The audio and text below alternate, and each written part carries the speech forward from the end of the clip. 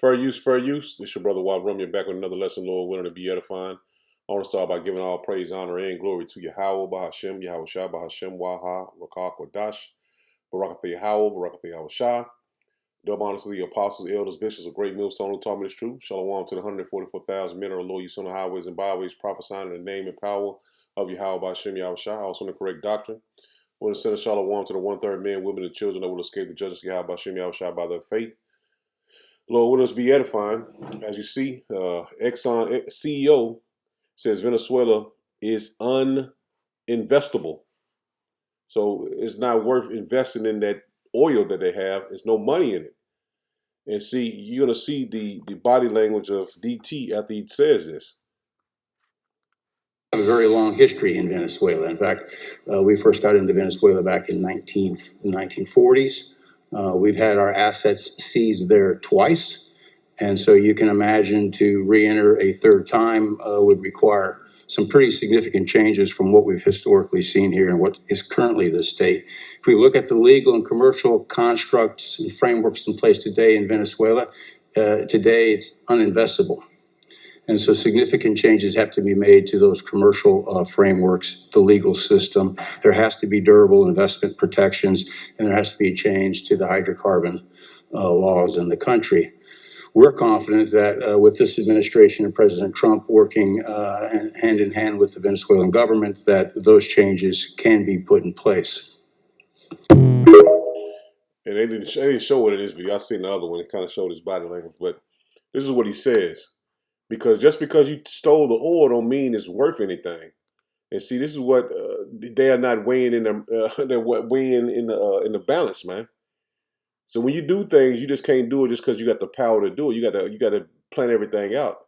And see, they didn't go into Venezuela thinking that the oil was it's uninvestable.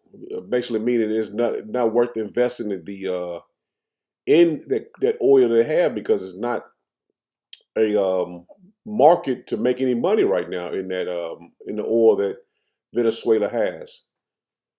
And you're going to see what DT says. Have any oil companies made commitments to the United States after meeting Dr. A lot of them, yeah. Has it been Exxon? Well, I don't want to say. No, I didn't like Exxon's response. We have so many that wanted. I'd probably be inclined to keep Exxon out. I didn't like their response. They're playing too cute. See, he doesn't know the oil market, but their CEO knows it. He knows what you need and knows what it takes to run the business of the oil manufacturing. Because just because you have something doesn't mean it's a market for it. Because they have to have, I think it's like a thicker crude oil or whatever. You can look into it, but they don't have the system set up to get that oil and profit off of it because there's no money into it, man. And it all goes into Saudi Arabia, the OPEC. I forgot how they have it labeled, but the OPEC is matter of fact. Let me look it up real quick just to get bring out the understanding on the OPEC. I looked it up a long time ago. OPEC meaning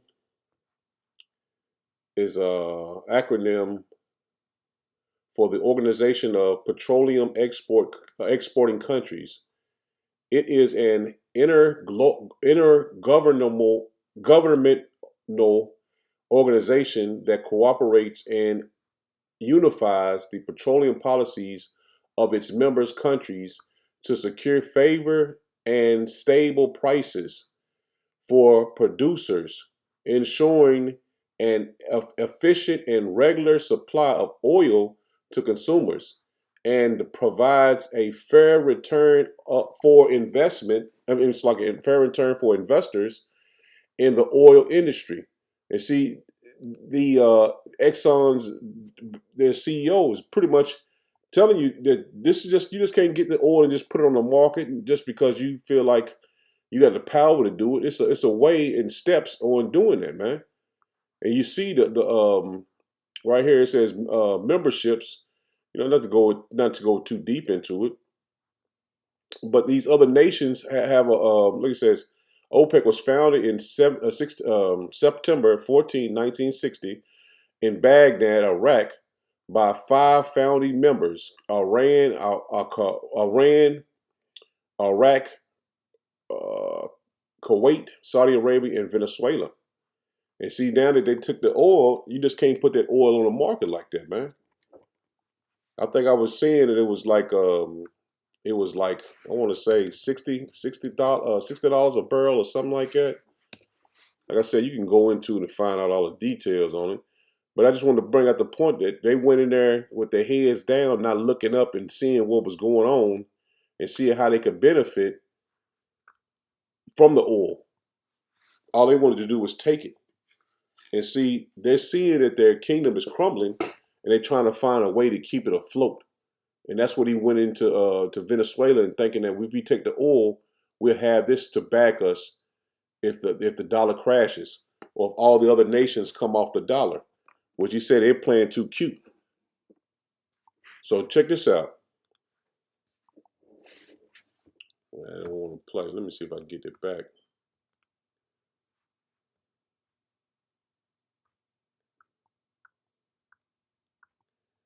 So I can get it back. There we go.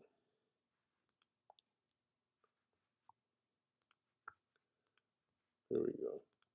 1 week ago, we invaded Venezuela, and already Donald Trump's little nation-building adventure has collapsed into chaos.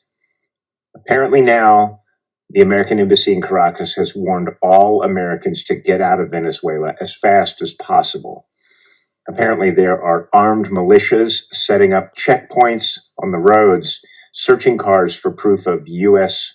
citizenship, or for that matter, alignment with the U.S. in any way. But not only that, Donald Trump had a big meeting with U.S. oil companies, in fact, international oil companies too, and said, okay, here you go, Venezuela, the oil fields, biggest oil fields in the world. Go at them, boys. And they all said, no, thank you. We don't want that oil. And apparently, in part, this is because it's what's called very heavy crude, and it's difficult to extract and expensive to process. And with oil hanging at $60 a barrel, there's no money to be made. But more importantly, I can't imagine that any major multinational oil corporation is going to go into Venezuela and start pumping their oil. They are a founding member of OPEC, and every other OPEC nation is not going to take too kindly to that. But not only that, the folks who are running Venezuela right now are exactly the same people that ran it under Maduro. Nothing else has changed except that one man is gone. Lots of innocent people have already died in Venezuela, and my only hope is that Mr. No War President wakes up real fast, pulls all of our troops and all of our citizens out of Venezuela before more people get hurt. A lot more people. And see, like he said, it was $60 a barrel, and you just can't go in there with your head down and just thinking, well, I know what I'm doing. No, you gotta make sure you especially speaking as a business owner, man. He is a business owner, so he should know that you can't make decisions without getting a business plan and basically getting the steps in order. You just can't go in there and just take the oil and we got the oil now. Go, like you said, go to it, boys. You got to see if there's a market for it. All these things you have to look into, man, before you make the decision to start their business, man. And this goes to show you that they don't think before what they do, man. They just go and do it because the power is in their hands, man. And it's like I said, it's all going to the empire crashing, man, crumbling right before our eyes, man. But check this out. There's a pattern in history that has destroyed 3 global superpowers in the last 500 years, and right now in 2025, the United States is following that exact same pattern stage by stage, decision by decision, almost like we're reading from the same script that led to catastrophe every single time before. In 1590, Spain was the richest empire on earth. They controlled half the world's gold and silver. Their military dominated Europe. Their currency was accepted everywhere. Within 80 years, they were bankrupt, a second-rate power that never recovered. In 1914, Britain ruled the largest empire in human human history, the sun never set on British territory. The pound sterling was the global reserve currency. Within 40 years, the empire was gone. The currency collapsed. They became America's junior partner. In 1991, the Soviet Union was the other superpower. Nuclear weapons, global influence, satellites spanning the globe. It ceased to exist in 900 days, not from war, but from economic implosion. 3 times. 3 superpowers. 3 complete collapses, all following the exact same sequence. And here's what should terrify you. The United States has already completed 5 of the 7 stages. We're not approaching the pattern, we're deep inside it. This is the story of how empires die, why they always think they're different, and why the math says that the United States is next. And it's happening faster than anyone wants to admit. Spain, Britain, and the Soviet Union. And it happened because they made exactly the same decisions that America is making now. They believed their power was permanent, they overextended militarily, they debased their currency, and they refused to accept reality until collapse was already underway. Let's look at how it actually happened 3 times the exact same way. Let's start with the first global empire, Spain, from the 1500s to the 1600s. After Columbus discovered the Americas in 1492, Spain became the first true world power. They conquered the Aztec and Inca empires, seized control of the richest gold and silver mines ever discovered. By 1550, Spanish ships were bringing home 200 tons of silver per year. By 1600, over 400 tons annually. Spain controlled the money supply of Europe. The Spanish reals was the global reserve currency. Everyone wanted Spanish silver, and this is where the pattern begins with a country that controls the money of the world and believes that it makes them invincible. King Philip II, who ruled from 1556 to 1598, had more money than any monarch in history, and he spent it on empire. Stage 1 is military overextension. Spain fought wars everywhere, simultaneously against the Ottoman Empire in the Mediterranean, against France and Italy, against Protestant rebels in the Netherlands, against England's navy, wars in the Philippines and wars in the Americas. By 1580, Spain had military commitments on 4 continents. The cost was staggering. Half of Spain's revenue went to the military, and still, it wasn't enough. Stage 2 is currency debasement. The Spanish crown couldn't pay its bills with taxes alone, so they did what every failing empire does. They debased the currency. They started mixing copper into silver coins. A coin that was supposed to be pure silver became 50% copper, then 75% copper. The face value stayed the same, but the real value plummeted. By 1600, Spanish silver coins contained barely any silver. Merchants stopped accepting them at face value. Inflation exploded. Stage 3 is debt spiral. Spain borrowed constantly from Italian bankers, from German bankers, from anyone who would lend. By 1557, less than 20 years into Philip's reign, Spain declared bankruptcy. They defaulted on their debts, restructured, and kept borrowing. They declared bankruptcy again in 1560, again in 1575, again in 1596. 4 bankruptcies in 40 years. Each time they promised reforms. Each time they went right back to borrowing and spending. As a result, manufacturing declined and agriculture stagnated. All the wealth flowed to importing goods from other countries. The gold and silver that came from the Americas went straight back out to pay for French wine, Italian silk, and Dutch goods. Spain became a conduit. Wealth flowed through them, but none of it stayed. By 1600, Spain was producing almost nothing. They were entirely dependent on imports, entirely dependent on silver to pay for everything. And when the silver mines began to deplete, when production dropped, the entire system collapsed. Stage 5 is social decay. With a failing economy, crime exploded. Beggars filled the streets of Madrid. Productive citizens immigrated. The best minds left for France, England, and the Netherlands. The countries that were building, creating, and growing. Spain was left with bureaucrats, soldiers, and priests. No one was creating wealth. Everyone was consuming it. By 1640, Spain lost Portugal. By 1650, they lost the Netherlands, their richest territory. And by 1700, the Spanish Empire was a shell, still large on paper, but economically dead. They went from the world's superpower to a secondary power in less than a century, and they never recovered. Spain today is a regional European. So you see that they explain Babylon the Great to the T, man. So what is much more to say? They overprinted, they overextended their military, they debased their currency. All of that is happening right before your eyes, man. This ain't nothing you could say is not happening. We've seen it happen clear as day. You got tariffs. Basically, a tariff is just a tax on goods that's been brung in on the American people. So here we go, the end of the empire. This is Micah 2 and verse 1. What sorrow awaits you who lie in wait at night, thinking of evil plans? And see, that was an evil plan they did at night to go in and take Maduro. Because you didn't take nothing but a man, and the same people that was under him is still in power, man. Now, you heard the man was saying, this guy was saying that you didn't do anything. Basically, you just took a man out of power and brung him and put him in jail, and the same people, the system is still set up, in other words, man. You didn't stop anything. It says, you rise at dawn and hurry to carry them out simply because you have the power to do so. And see, the military might in Babylon the Great is dwindling, man. The new financial budget for Babylon is $1.5 trillion, man. $1.5 trillion. Now, Babylon has a base in almost every country in the world, man. A military base. So you're seeing it overextend. The money is worthless. Like you said, debase the currency. They're overprinting the currency. The the allies are turning their backs, and now you're seeing basically a spiral of civil unrest and chaos here in Babylon the Great. Verse 2, it says, when you want a piece of land, you find a way to seize it. And that's what he does. He finds a way to seize anyone's land that he wants. Now you're seeing Greenland coming up on the radar now. It says, you find, and this is the NLT as well, if you can see that, but I want to make sure I said it. It says, when you want a piece of land, you find a way to seize it. When you want someone's house, you take it by fraud and violence. And that's what they've continually did since the establishment of Babylon the Great in 1776. It says, you cheat a man of his property, stealing his family's inheritance. And see, the land that he goes and takes their resources are the inheritance of the people of that land, man. You just taking the resources of everybody's land, and you take it as yours. Verse 3, it says, but this is what Yahweh Hashem Yahushua says, I will reward your evil with evil.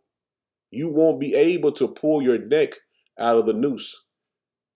You will no longer walk around proudly, for it will be the terrible time. For it will be a terrible time.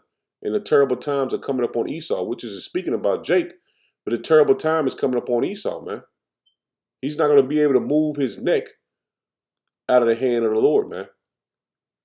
And judgment is at the door. And he don't see it coming because the power that he has, he's able to rule with iron fist all over the globe, man. And he feel like no one can stand up against him, man. This is Habakkuk 2. And just hit the point.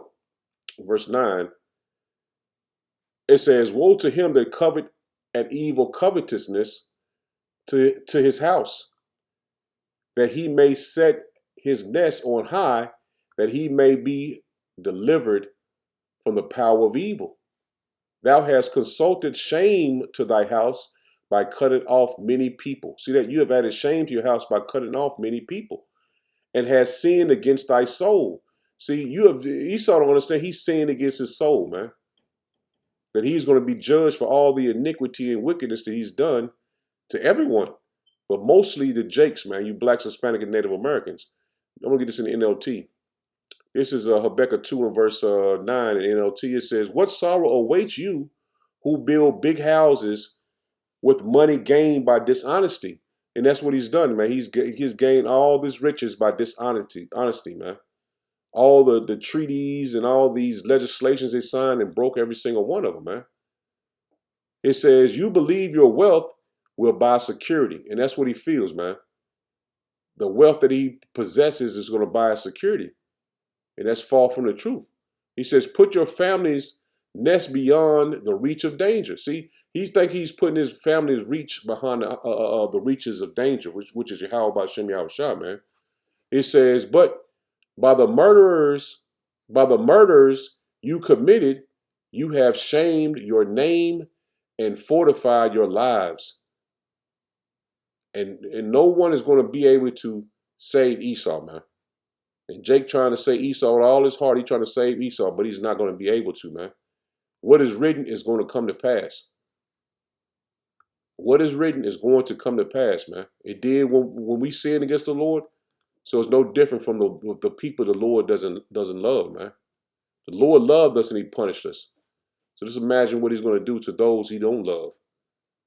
And this has to happen because it's biblical prophecy. This is Isaiah 10 and verse 1. It says, woe unto thee that decree unrighteous decrees. And see, everything, all the decrees he's made, are unrighteous, man.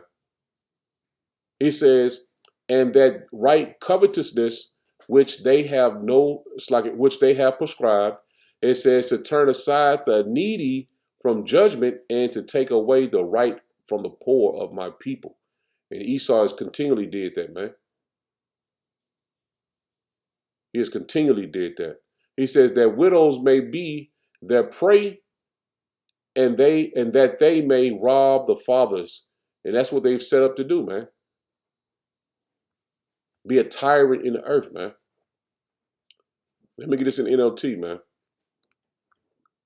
What sorrow awaits the unjust judges and on those who issue unfair laws. And that's what he's done, man. Unfair laws, man. Which he's finna come in like a flood, man. And Jacob's trouble is finna intensify, man. I see these Gurkha troops, we call them that, they are starting going into Jake neighborhoods, man. It says they deprive the poor from justice and deny the rights of the needy among my people. And they always deny the rights of the needy among my people. That's Israel, man. So you can't make this up, man. He has did everything the scripture said he would do. And this is how we know who the man is that is Esau and his descendants. We know this man is Esau, man. And there's no way around that, man. This is Psalms 36. And verse 1, it says, the transgression of the wicked saith within my heart that there is no fear of power before his eyes. And that's how they feel, man. They don't have no fear of the Lord before their eyes. They don't think the Lord is going to ever return. So they have the power to rule over the earth. It says, for he flattered himself with his own eyes until his iniquity be found to be hateful. The words of his mouth are iniquity and deceit. He have left off to be wise and to do good. See that there's no wisdom in Teman, man. The wisdom is gone, man. His wisdom is gone. It says, he deviseth mischief upon his bed. He sitteth himself in a way that is not good. He abhorreth not evil. See, he doesn't hate evil. That's nowhere in his conversation, man. To not do evil. And he told you, man, the power is in our hands to do what we want to do. And who's going to stop us? We're going to rule by force. Let me let you watch that video real quick. I should have pulled it up, but it just hit my spirit. I'll just play it from here. What the president said is true. The United States of America is running Venezuela. By definition, that's true. Jake, we live in a world in which you can talk all you want about international niceties and everything else. But we live in a world, in the real world, Jake, that is governed by strength, that is governed by force, that is governed by power. By definition, we are in charge because we have the United States military stationed outside the country. We set the terms and conditions. We have a complete embargo on all of their oil and their ability to do commerce. So for them to do commerce, they need our permission. For them to be able to run an economy, they need our permission. So the United States is in charge. The United States is running the country during this transition period. The United States is using its military to secure our interests unapologetically in our hemisphere. We're a superpower, and under President Trump, we are going to conduct ourselves as a superpower. It is absurd that we would allow a nation in our own backyard to become the supplier of resources to our adversaries, but not to us, to hoard weapons from our adversaries, to be able to be positioned as an asset against the United States rather than on behalf of the United States. Sovereign countries should be able to do what they want to do. The Monroe Doctrine and the Trump Doctrine is all about securing the national interests of America. For years, we sent our soldiers to die in deserts in the Middle East to try to build them parliaments, to try to build them democracies, to try to give them more oil, to try to give them more resources. The future of the free world, Jake, depends on America being able to assert ourselves and our interests without apology. This whole period that happened after World War II, where the West began apologizing and groveling and begging I don't even and know, engaging in these honestly, vast what you're talking reparation about right schemes. now. What I'm talking about, Jake, is the idea. And by the way, you do. I know you love doing that smarmy thing, Jake, and I was hoping to be better than that this time. I asked you about if there should be an election. I asked you if there would be an election in Venezuela. Right, but can you say that military action against Greenland is off the table? It wouldn't be military action against Greenland. The Greenland has a population of 30,000 people, Jake. The real question is, by what right does Denmark assert control over Greenland? What is the basis of their territorial claim? What is their basis of having Greenland as a colony of Denmark? For the United States to secure the Arctic region, to protect and defend NATO and NATO interests, obviously Greenland should be part of the United States. The United States should have Greenland as part of the United States. There's no need to even think or talk about this in the context that you're asking of a military operation. Nobody's going to fight the United States militarily over the future of Greenland. You see, he's telling you, man, the power is in their hands, man. No one can stop him, not even his own allies. He's going to take a country that that is a part of the same group that he's in, man. What do you call it? I think NATO is a treaty, not a treaty, alliance.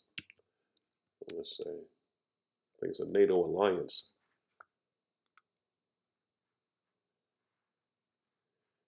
NATO is a military and political alliance formed in 1949, man. See, he's willing to take a country from the same alliance that he's already in, man, which they already have a base there, and they pretty much can do whatever they want to.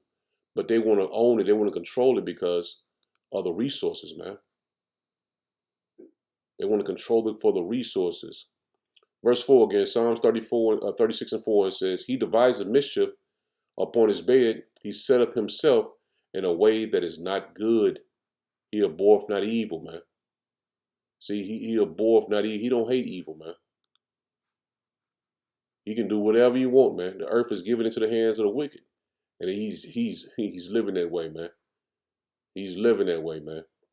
This is Psalms 52, verse 1. It says, Why boast thou thyself in mischief, O mighty man? The goodness of power endureth continually. Thy tongue deviseth mischiefs like a sharp razor working deceitfully. Thou lovest evil more than good. See that? He loves evil more than good, man. And lying rather than to speak righteousness, Salah. Thou lovest all devouring words, O thou deceitful tongue. See that? O thou deceitful tongue. And how did he speak? Miller. We got his verse name. How did he speak? With a deceitful tongue, man. It says, Power shall likewise destroy thee forever. See that? Power shall likewise destroy thee forever. He shall take thee away and pluck thee out of thy dwelling place and root thee out of the land of the living. Salah. So that's the fate of Esau Edom, man. To be rooted out of the land of the living, man. It says, The righteous also shall see and fear and shall laugh at him. Lo, this is the man that made not power his strength. And he is going to be an example to every nation on earth, man. He didn't look to Yahweh Shem Yahushua.